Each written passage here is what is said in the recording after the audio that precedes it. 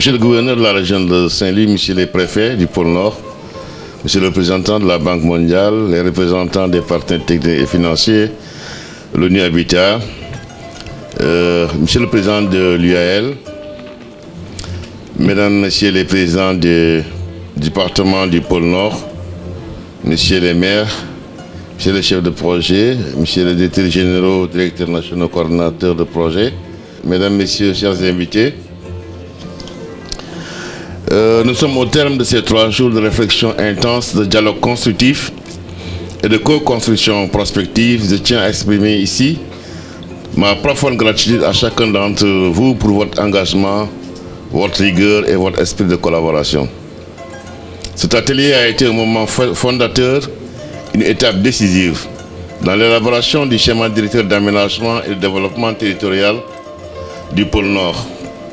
Ensemble, nous avons posé les jalons d'un territoire plus cohérent, plus inclusif et résolument tourné vers l'avenir. Les résultats que vous avez produits, variables du bilan diagnostique validé, orientation stratégique priorisée, témoignent de la maturité de notre démarche et de la capacité collective de penser le territoire sur le long terme, en cohérence avec la vision Sénégal 2050. Je salue particulièrement la qualité des travaux de groupe, présidés et animés par les préfets et les services techniques du pôle Nord, la pertinence des propositions formulées et la richesse des échanges qui ont animé les plénières. Vous avez su conjuguer expertise, ancrage territorial et ambition nationale. Je tiens à saluer tout particulièrement l'engagement de monsieur le gouverneur, dont la coordination a été déterminante pour la réussite de cet atelier. Je remercie également nos partenaires techniques et financiers, notamment ONU Habitat, Banque mondiale, SAED, ADM, pour leur appui constant et leur confiance renouvelée. Pour la réussite de cet atelier, les équipes de la SAED et de l'ADM, de la Banque mondiale ne ménagent aucun effort. Soyez assurés de notre reconnaissance. Je félicite également les équipes de l'ANAT pour leur mobilisation exemplaire, leur professionnalisme et leur capacité à orchestrer ce processus complexe avec méthode et agilité.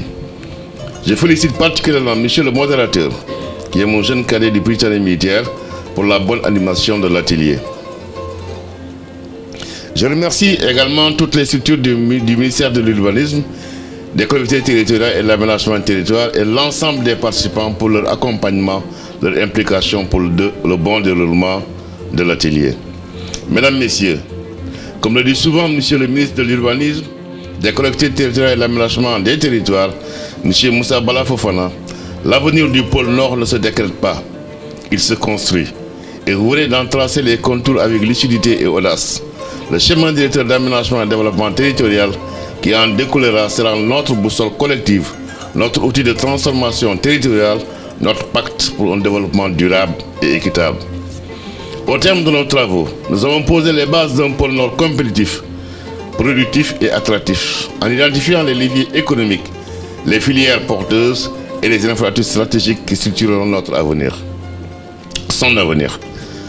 Nos échanges ont montré que le véritable moteur de développement du pôle Nord réside dans son capital humain. En renforçant l'éducation et la formation, en améliorant l'accès aux soins et aux services sociaux de base, en favorisant l'insertion des jeunes et des femmes, nous bâtissons les fondations d'un territoire équitable, inclusif et résilient.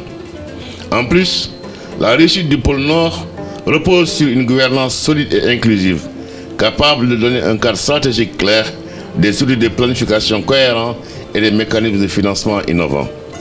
Nous avons affirmé la nécessité de formaliser le statut juridique du pôle territoire, de renforcer les capacités des acteurs locaux et de promouvoir la coopération internationale et transfrontalière. Nous avons également retenu les projets prioritaires pour la période 2025-2029, de la résilience alimentaire à la transition agroécologique, en passant par la modernisation des périmètres irrigués et le développement des chaînes de valeur agricoles et industrielles. La mise en place d'infrastructures de transport pour le désenclavement des zones de production et la connectivité des localités et du pôle Nord avec les autres pôles territoires. Les centres secondaires stratégiques ont été cartographiés, révélant un maillage territorial équilibré, hubs agricoles, commerciaux, pastoraux, industriels et transfrontaliers qui renforceront la connectivité et l'intégration régionale. Mesdames, Messieurs, chers invités, Il nous reste à stabiliser et à harmoniser les propositions capitaliser les études existantes et finaliser la priorisation des filières porteuses. Mais déjà, les recommandations sont claires. Socialiser le document auprès des communautés et partenaires. Affiner les données pour plus de cohérence. Intégrer toutes les structures clés dans la validation et renforcer les cadres de concertation. En conclusion, ce travail collectif illustre notre volonté commune de bâtir un territoire compétitif et résilient au service du développement national et de l'agenda 2050. Investir dans les femmes, les jeunes et les communautés, c'est investir dans l'avenir du pôle et dans la réussite de l'agenda 2050. Je vous invite à rester mobilisés pour les prochaines étapes. La finalisation du schéma de structure, la complétude des données, la validation du schéma directeur et surtout la mise en œuvre concrète sur le terrain. Je vous remercie pour votre présence, votre contribution et votre engagement. Je vous donne rendez-vous très bientôt pour transformer nos visions en réalisation. Vive le pôle Nord, vive le Sénégal. Je vous remercie de votre aimable attention.